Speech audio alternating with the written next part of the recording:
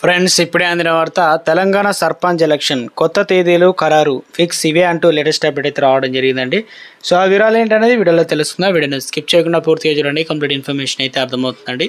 మొదటిసారిగా ఛానల్ వస్తే తప్పకుండా సబ్స్క్రైబ్ చేసుకొని bell button all notification activate చేసుకోండి. చూస్తున్నారు కానీ లైక్ చేయడం మర్చిపోతున్నారని దయచేసి లైక్ చేయండి. లేట్ చేయకుండా ఇలాగైతే వెళ్ళిపోదామండి. మనం తెలంగాణ స్థానిక ఎన్నికల నిర్వహణపై రాష్ట్ర ప్రభుత్వం కీలక నిర్ణయం తీసుకుంది. ఇప్పటికే ఆలస్యమైన సర్పంచ్ ఎన్నికలు జూలైలో నిర్వహించాలని నిర్ణయించినట్లు సమాచారం.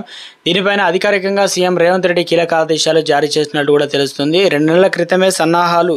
ఈ మేరకు రాష్ట్ర ప్రభుత్వం తెలంగాణ రాష్ట్ర ఎన్నికల కమిషన్ ఇప్పటికే 2 నెలల క్రితమే అన్ని సన్నాహాలు చేసింది. కానీ కుల సర్వేలు హామీ ఇచ్చిన బీసీ రిజర్వేషన్ 42% పెంచిన తర్వాత ఎన్నికలకు నిర్వహించాలని వివిధ బీసీ సంస్థలు డిమాండ్తో ప్రభుత్వం తన నిర్ణయాన్ని మార్చుకుంది. కానీ ఇప్పుడు జనాభా లెక్కల్లో కులగణన చేర్చడం పైన ఎన్డీఏ అనేది ఇక ప్రభుత్వం తీసుకున్న నిర్ణయం కాంగ్రెస్ ప్రభుత్వానికి మరింత తలనొప్పిగా మారింది.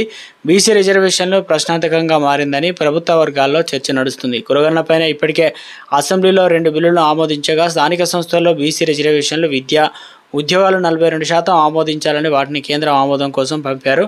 కులగణన సేకరణ, వాటి ఆమోదం వంటి మొత్తం జనాభా గణనకు సంబంధించి కనీసం 2 సంవత్సరాలు పడుతుందని రాష్ట్ర ప్రభుత్వం ఎన్నికలు నిర్వహించకుండా 2 ఏళ్లు వేచి ఉండలేదు. గ్రామ పంచాయతీలు, జిల్లా పరిషత్తుల పదవీకాలం గత సంవత్సరం ముగిసింది అని ఒక సీనియర్ అధికారి తెలిపారు. గ్రామ పంచాయతీలు పదవీకాలం జనవరి 31, 2024 ముగిసింది.